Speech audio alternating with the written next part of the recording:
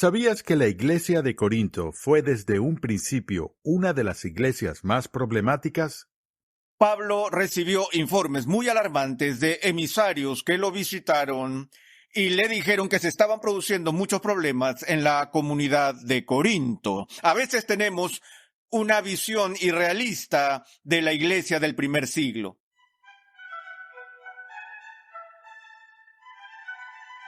En esta nueva entrega de Renovando tu Mente, continuamos con el 20º episodio en la serie de enseñanza Del polvo a la gloria, Nuevo Testamento. En esta serie de 57 episodios en total, el Dr. R.C. Sproul nos está ofreciendo un panorama completo de la verdad bíblica a lo largo de toda la Biblia. La ciudad de Corinto era uno de los mayores centros comerciales y de entretenimiento de la península griega. La ciudad también era conocida en todo el mundo antiguo como un centro de prostitución y libertinaje. El apóstol Pablo, en su segundo viaje misionero, estableció aquí una iglesia. Sin embargo, no pasó mucho tiempo antes de que Pablo escuchara informes alarmantes sobre la congregación de Corinto. Acompáñame al aula de clases con el Dr. R.C. Sproul, en la voz de Pepe Mendoza, mientras considera las 2 cartas de Pablo a este grupo de cristianos conflictivos y lo que podemos aprender de sus instrucciones hoy.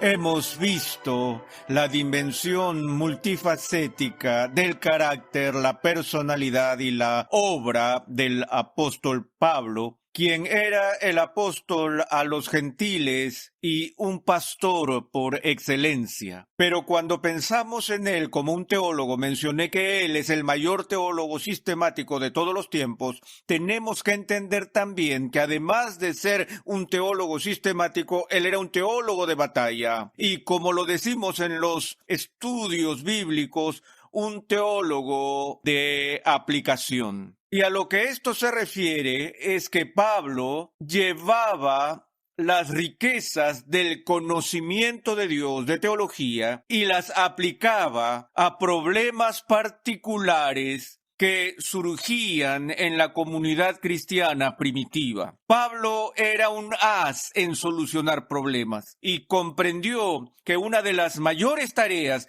del oficio de un apóstol era hacer frente a estos problemas a medida que surgían con la verdad de Dios. Ahora, se presume que sus primeras epístolas fueron las correspondencias que él tuvo con la comunidad de Tesalónica. Y sabemos que el problema fundamental que abordó en las epístolas a los tesalonicenses fue el problema que surgió de las disputas, debates y discusiones sobre el entendimiento de la gente en cuanto al regreso de Jesús. Y toda clase de rumores habían circulado y falsos conceptos acerca de la futura esperanza de la iglesia se habían levantado. Entonces Pablo escribió la carta a Tesalónica principalmente para corregir esos conceptos erróneos que habían sido difundidos extensamente. Otro ejemplo de este tipo de teología de aplicación se encuentra en su carta a los Gálatas. Ahora, no sabemos si fue escrita a los Gálatas del norte o a los Gálatas del sur. Esa es una continua pregunta técnica sobre el libro, pero sí sabemos que en esa epístola particular Pablo está inusualmente vehemente. Quiero decir, él es siempre apasionado, pero en este caso él está respondiendo a una herejía que amenazaba el núcleo de la verdad del evangelio mismo. Y era la herejía que fue introducida en la comunidad cristiana primitiva por lo que los que eran llamados los judaizantes, quienes querían más o menos hacer del cristianismo un simple añadido a la religión del Antiguo Testamento y requerir de todos los conversos, incluso de los gentiles, una continuación de algunos de los ritos ceremoniales y dietéticos de la ley de Moisés. También estaban negando la afirmación fundamental del Evangelio, es decir, la justificación solo por fe. Y a juicio de Pablo, estaban predicando un evangelio distinto al que había sido encomendado a la Iglesia a través del testimonio apostólico,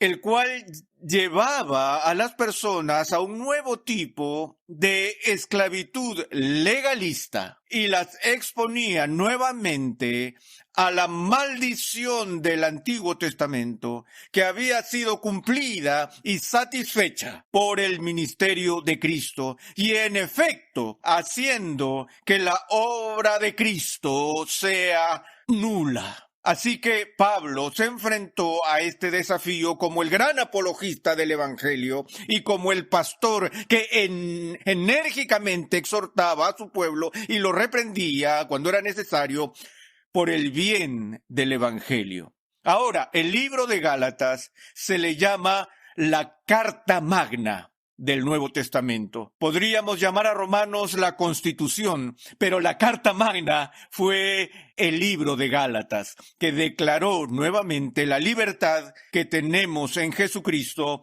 como resultado de la doctrina de la justificación solo por fe. Ahora, cuando vemos las epístolas en el Nuevo Testamento, a veces nos preguntamos por qué aparecen en el orden en que aparecen. No aparecen en orden cronológico, es decir, siguiendo el orden en el que fueron escritas históricamente, pero en su mayoría han sido ordenadas, sobre todo al principio, según su tamaño.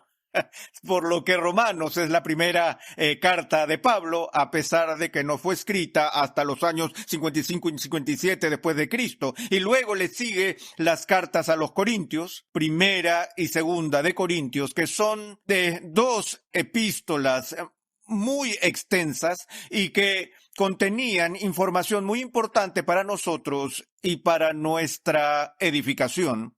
Así que hablemos brevemente sobre las cartas a los Corintios. En primer lugar, algunos antecedentes sobre la ciudad de Corinto. Una iglesia se había establecido allí y durante su tercer viaje misionero, Pablo recibió informes muy alarmantes de emisarios que lo visitaron y le dijeron que se estaban produciendo muchos problemas en la comunidad de Corinto. A veces tenemos una visión irrealista de la iglesia del primer siglo. A veces pensamos, si solo nuestra iglesia pudiera ser como la iglesia de Filipos o la iglesia de Corinto, tan pura en su devoción, tan profunda en su espiritualidad, tan poderosa en su vida de oración. Pero cuando nos fijamos en la situación de las iglesias, a medida que Pablo aborda los problemas que van surgiendo en cada una de estas congregaciones, vemos en realidad a una iglesia infantil en crecimiento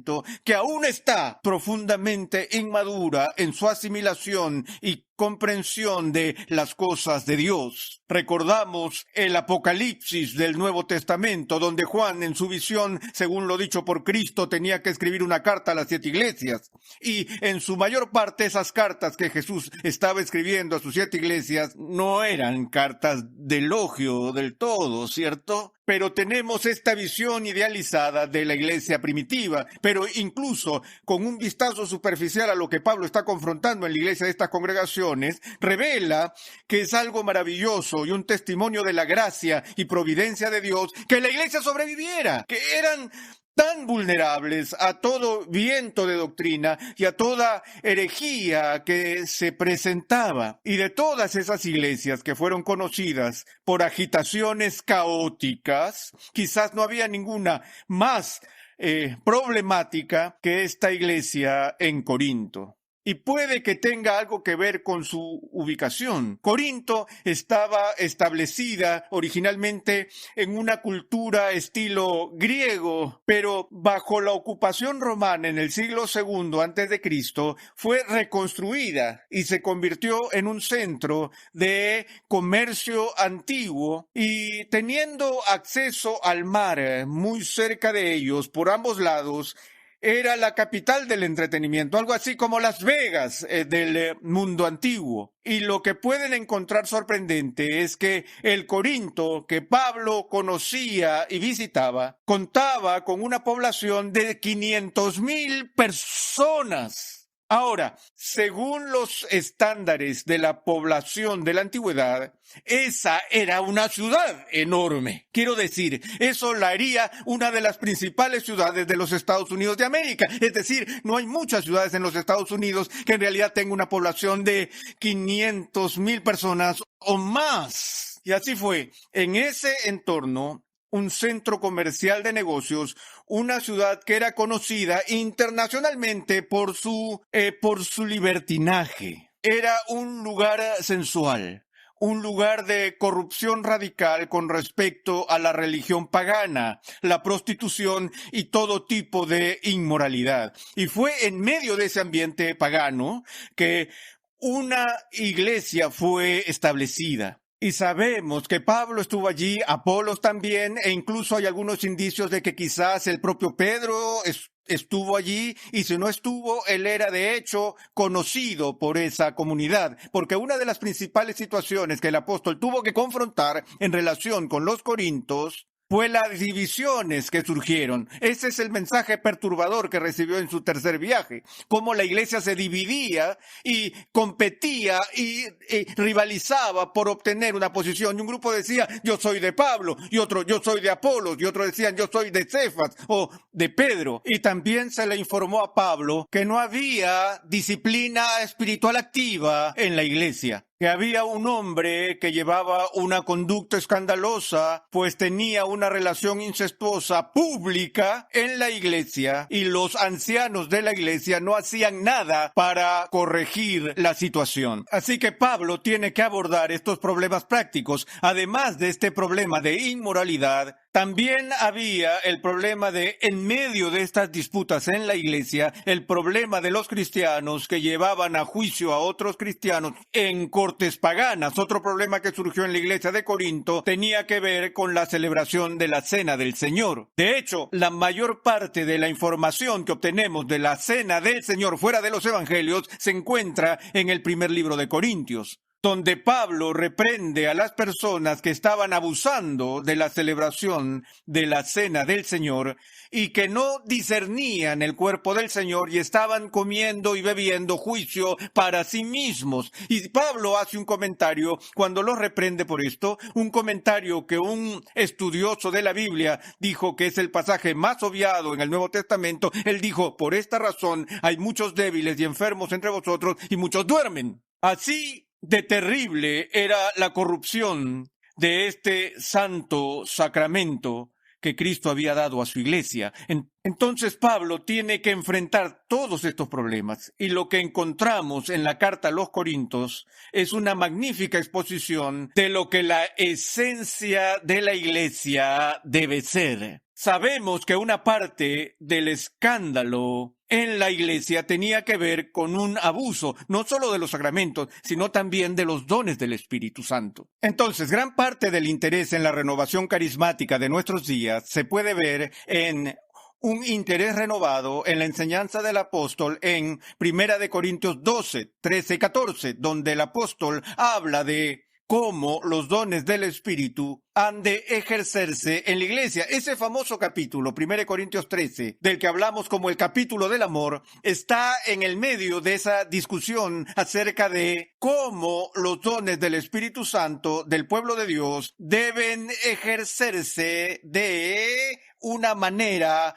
amorosa, a través de la cual todo el cuerpo de Cristo sea edificado. Una vez más, uno de los problemas que discernimos en la congregación de los Corintios es que cada vez que Pablo establecía una iglesia, él, por supuesto, ejercía su autoridad apostólica que había recibido directamente de Cristo, pero los apóstoles no nombraban a continuación a otros apóstoles. De hecho, se habla acerca del oficio del apóstol como un oficio carismático o como un oficio extraordinario que se otorgó a la iglesia primitiva. Y luego, cuando los apóstoles establecían iglesias, establecían un ministerio regular, común dentro de la iglesia, con los ancianos y diáconos y otros. Y entonces esos oficios comunes o el liderazgo de la segunda generación de la iglesia primitiva debían trabajar bajo la instrucción establecida por la enseñanza apostólica. Pero lo que ocurrió en Corinto es que algunas personas que fueron especialmente equipadas e incluso capacitadas por el Espíritu Santo estaban ejerciendo sus dones independientemente del orden establecido de la iglesia que el apóstol había instaurado. Así que la gente competía entre sí por el poder. Y una persona decía, bueno, tengo este don, así que debería estar en autoridad. Y otra persona decía, bueno, yo tengo este don y el mío es un don superior al tuyo. Y entonces la gente empezaba a competir entre sí sobre el don de evangelista, el don de predicación, el don de administración y así sucesivamente. Y es en ese contexto que Pablo habla de la unidad del cuerpo de Cristo. Y tuvo que escribir al menos 2 cartas, quizás 3, e incluso posiblemente 4. Uno de los misterios que tenemos en el estudio de la Biblia es tratar de encontrar la llamada carta perdida a los Corintios, a la que Pablo se refiere como la carta dura que escribió. Y algunos creen que una porción de Segunda de Corintios incluye en realidad 2 cartas que están combinadas. No conocemos la respuesta a eso y sigue siendo algo especulativo. Pero el punto es que después de que Pablo escribe esta primera gran epístola a la iglesia de Corinto, los problemas no desaparecen. Estos continúan. Y tiene que escribir la segunda carta. Quizás ambas fueron escritas en el año 55 DC. Recuerdo cuando era estudiante en el seminario y leía a los padres de la iglesia, estaba leyendo las epístolas que fueron escritas por el obispo de Roma, Clemente, quien vivió probablemente en la década de los años 90, justo antes del fin del primer siglo. Una de las obras de Clemente que sobrevive hasta el día de hoy es una carta a la congregación de Corinto. Y aquí está él, como un padre subapostólico, escribiendo a esta misma iglesia a la que Pablo escribió. Y el espíritu de la carta de Clemente a la comunidad corinta es, ¿podrían regresar y leer esas cartas de Pablo? Pues los conflictos continuaban y la gente aún estaba compitiendo entre sí y todavía reclamaban la autoridad exclusiva sobre sus hermanos y hermanas en el cuerpo de Cristo. Y es simplemente algo asombroso leer eso. Por último, uno de los problemas más graves que surgió en la iglesia de Corinto tenía que ver con los conceptos relativos a la resurrección. Y si alguna vez me alegré de que provocaran herejías en la iglesia primitiva, que causaron que el apóstol Pablo las respondiera, esta era una de las que me alegra porque dio lugar a la magnífica enseñanza que tenemos en las epístolas del Nuevo Testamento con respecto a nuestra esperanza de la resurrección, que se encuentra en 1 Corintios 15, donde Pablo presenta este excelente argumento para la participación de los cristianos en la resurrección de Cristo. Primero, detalla los relatos de los testigos oculares de la propia resurrección de Cristo y luego ofrece un magnífico tipo de argumento ad hoc, reductio ad absurdum, cuando dice, vamos a explorar aquellos que niegan la resurrección de los muertos. ¿Cuáles son las implicaciones si no habría una resurrección y Cristo no hubiera resucitado? ¿Qué sucedería si Cristo no hubiera resucitado? Todavía viviríamos con nuestro pecado y seríamos testigos falsos de Dios porque hemos estado andando por los alrededores predicando que Dios lo ha resucitado entre los muertos, lo cual no ha hecho si en realidad no existe la resurrección de los muertos. Entonces nuestra fe es en vano y sigue y sigue y sigue, y luego da esta afirmación triunfante de la seguridad de que la muerte será devorada en victoria y la promesa de lo que se sembró en corrupción resucitará en corrupción y que lo que fue sembrado mortal resucitará en inmortalidad y demás. Es un magnífico capítulo y es uno que deberíamos leer con cuidado. Segunda de Corintios también se ocupa de toda la agitación y los conflictos que ocurren.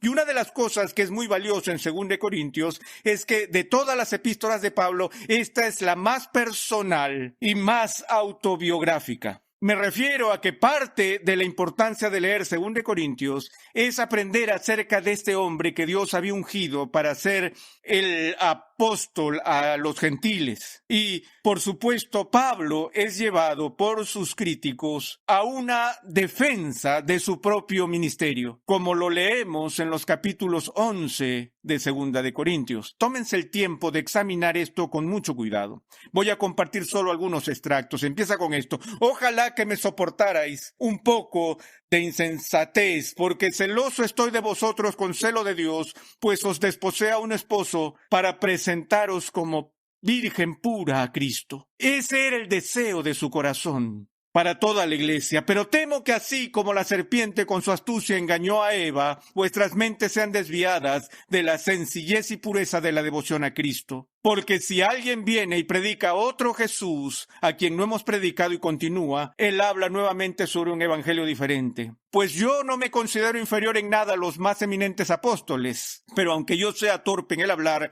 no lo soy en el conocimiento. De hecho, por todos los medios os lo hemos demostrado en todas las cosas. O cometí un pecado al humillarme a mí mismo para que vosotros fuerais exaltados, porque os prediqué el evangelio de Dios gratuitamente. Y luego prosigue en el versículo 16, dice: otra vez digo, nadie me tenga por insensato, pero si vosotros lo hacéis, recibidme aunque sea como insensato para que yo también me gloríe un poco. Ahora, este es el apóstol que dice: el que se gloríe, gloríese en el Señor. Pero Pablo está aplicando ahora la sabiduría proverbial del Antiguo Testamento, pues en algunas ocasiones es apropiado responder al necio según su necedad. Y los cargos que se habían presentado contra la autoridad apostólica de Pablo, que había crecido ahora e infectado a esta congregación, eran insensatos. Y la inclinación básica de Pablo era la de nunca presumir de su propia obra, sino presumir únicamente de la obra de Cristo. Pero él dijo: bien, si quieren ser tontos, entonces hablaré como un tonto. ¿Son de ellos hebreos? Yo también. ¿Son israelitas? Es decir, sus críticos. Yo también. ¿Son servidores de Cristo? Hablo como si hubiera perdido el juicio, yo más. En muchos más trabajos, en muchas más cárceles, en azotes sin número de veces, a menudo en peligros de muerte. 5 veces he recibido de los judíos 39 azotes. 3 veces he sido golpeado con varas. 1 vez fui apedreado. 3 veces naufragué y he pasado una noche y un día en lo profundo. Con frecuencia en viajes, en peligros de ríos, peligros de salteadores, peligros de mis compatriotas, peligros de los gentiles, peligros en la ciudad, peligros en el desierto, peligros en el mar, peligros entre falsos hermanos, en trabajos y fatigas, en muchas noches de desvelo, en hambre y sed. ¿Alguien piensa en que el ministerio es glamoroso? Lean esto: en hambre y sed, a menudo sin comida, en frío y desnudez. Además de tales cosas externas, está sobre mí la presión cotidiana de la preocupación por todas las iglesias. Si tengo que gloriarme, me gloriaré en cuanto a mi debilidad. Y luego en el versículo 32, en Damasco el gobernador bajo el rey Aretas vigilaba la ciudad de los damasenos con el fin de prenderme, pero me bajaron en un cesto por una ventana en la muralla y así escapé de sus manos. Veamos aquí, Pablo habla del mensajero de Satanás, que era el aguijón de su carne. No se está jactando de su conquista, sino que lo que él está diciendo es: yo he pagado un precio. Me he vertido intelectual, espiritual, emocional y físicamente por ustedes. Y deben tener cuidado de no contribuir a todos estos rumores y estas distorsiones, ni participar en esta calumnia insensata. Pero aquí Pablo simplemente establece una apología, una respuesta a sus críticos, diciendo: júzguenme según mi trabajo.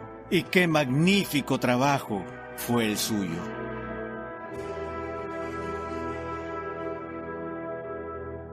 Pablo fue el apóstol de los gentiles, un extraordinario pastor y un profundo teólogo. En el episodio de hoy analizamos las 2 cartas que Pablo tuvo que escribirle a la conflictiva iglesia en Corinto, una iglesia que se había fragmentado y dividido sobre temas como la disciplina eclesiástica, la comida sacrificada a los ídolos, las lenguas y la resurrección. Hemos visto cómo las palabras que Pablo les escribió a los corintios para guiarlos e instruirlos, aún hoy son importantes para la iglesia.